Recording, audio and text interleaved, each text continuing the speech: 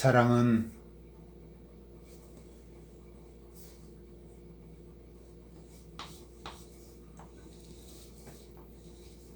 씨앗이다.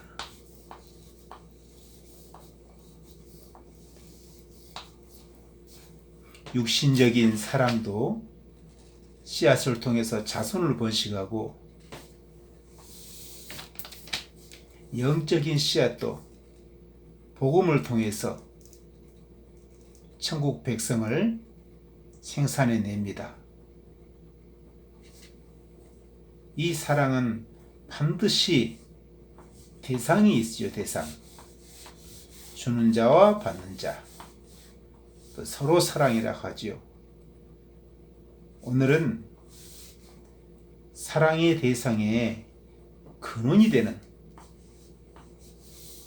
하나님께서 인간을 사랑하는 그 시작점이 어디에서 비롯되었을까?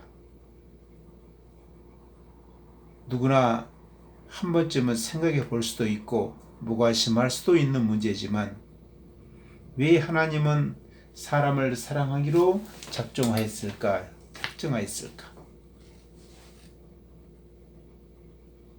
이것을 가장 쉽게 이해를 하려면, 부모가 사랑해서 아이를 낳았는데 객관적인 입장에 볼 때는 그렇게 잘생기거나 예쁘지 않은데, 그 아이를 낳은 부모 입장에서는 세상에서 둘도 없이 예쁘고 사랑스러워요. 왜일까요? 그것은 한마디로 닮았다. 시골스러운 말로 내 새끼. 이것을 성경적인 용어로 하나님께서 우리 모양과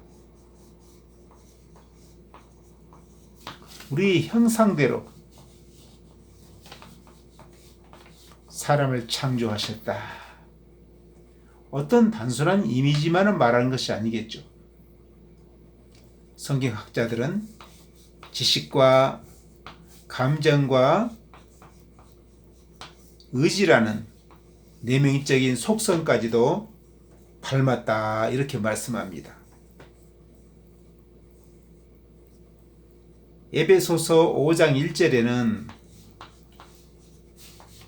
이렇게 말씀하죠.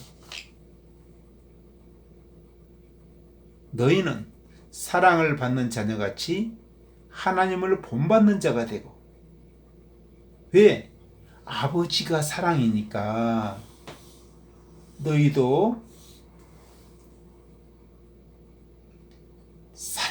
이 사랑을 이렇게 예수 그리스도를 통해 증거합니다. 예수 그리스도가 우리를 위하여 자신을 내어준 같이 너희도 서로 사랑하라, 이렇게 말씀합니다. 이 사랑은 그냥 주어진 것이 아니라 하나님께서 태초에 하나님의 형상과 모양대로 사람을 창조하셨고,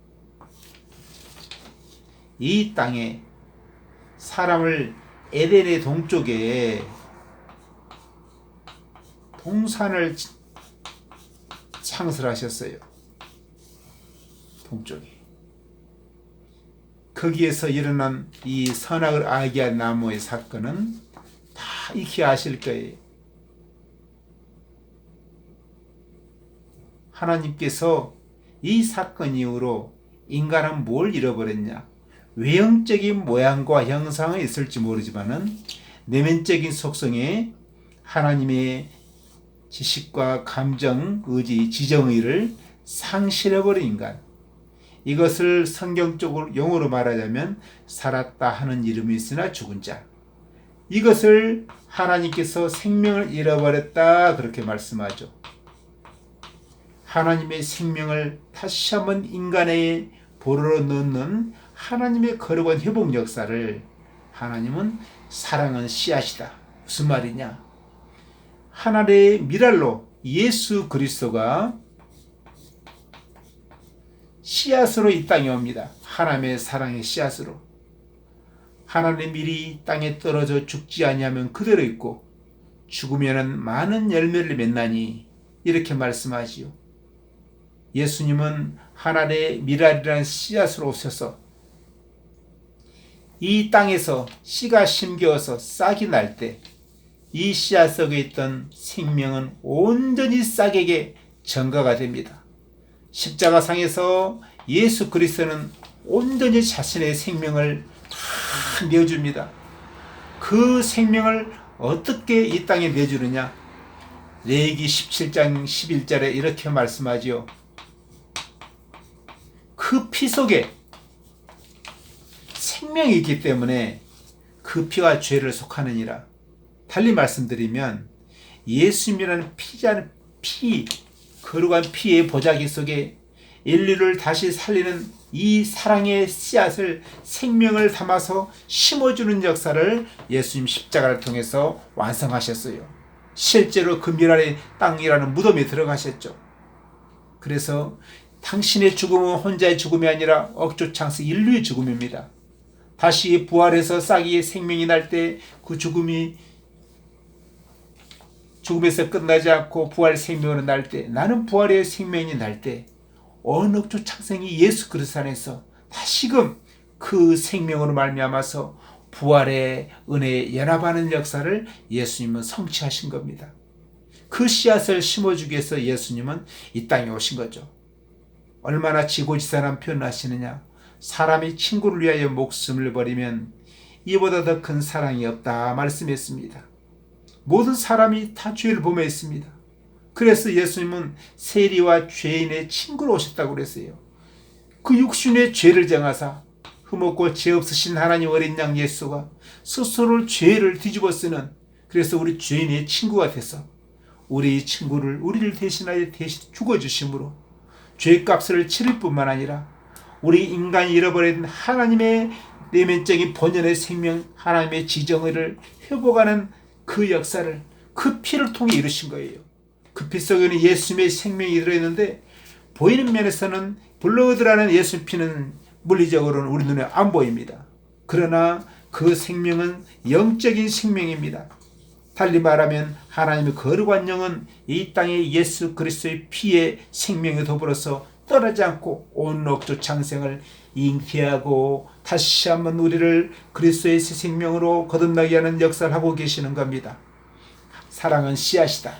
그래서 이 씨앗으로 오신 예수 그리스도를 통해서 우리는 그 생명을 보여받고 예수 그리스도의 그 생명을 받은 씨알들이 하나님 잃어버린 생명을 되찾아서 우리가 또한 이 하나님의 생명을 복음으로 받아서,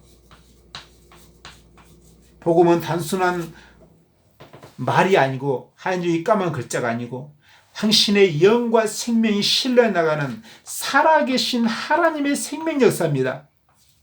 살아계신 하나님의 생명 역사, 이 생명이 나가는 거예요. 그래서 이 땅에 복음을 전하는 게 그렇게 귀중한 역사입니다. 예수님도 이 땅에 오셔서 전도하면서 귀신을 쫓아내면서 병 고치는 일을 하시기 위해 오셨다고 그랬죠. 우리 모두가 사랑의 씨앗이다. 하나님 자신도 하나님은 사랑이다 말씀했습니다. 사랑이신 하나님이 스스로 미랄이라는 씨가 돼서 이 땅에 죽음으로써 심겨지게 오셨다는 거예요. 이것이 바로 복음입니다. 우리는 죽기까지 하면서 씨앗이 되어서 오신 예수 그리스도를 영접함으로 하나님이 우리 인간의 원래 부어주고 했던 그 생명을 죄 때문에 잃어버린 것을 다시 한번 회복해서 하나님의 생명을 되찾고 우리 속에 하나님의 생명이 들어오므로 우리가 또한 심겨지는 하나님의 사랑의 씨앗이 돼서 우리가 또한 복음을 전할 때 우리를 통해서 그 씨를 통해서 또 생명이 거듭나는 역사를 하고 계십니다. 실제로 수많은 믿음의 선진들이 죽음을 마다 않고 복음을 위해서 순교했죠.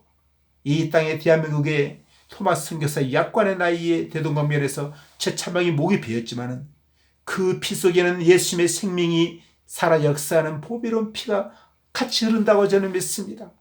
지금도 그 피는 아벨의 피보다 더 낫게 말하는 호소한 피로 대한민국을 위해서, 한국교회를 위해서, 이 땅을 위해서 하나님 앞에 의로운 피의 호소를 하고 계신 믿습니다.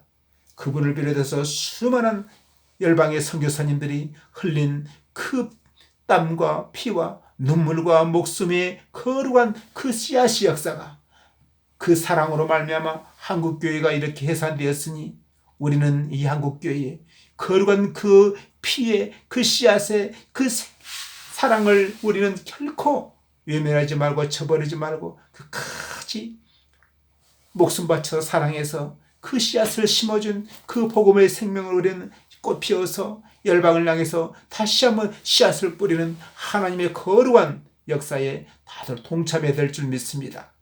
사랑은 씨앗이다. 사랑은 씨앗이다.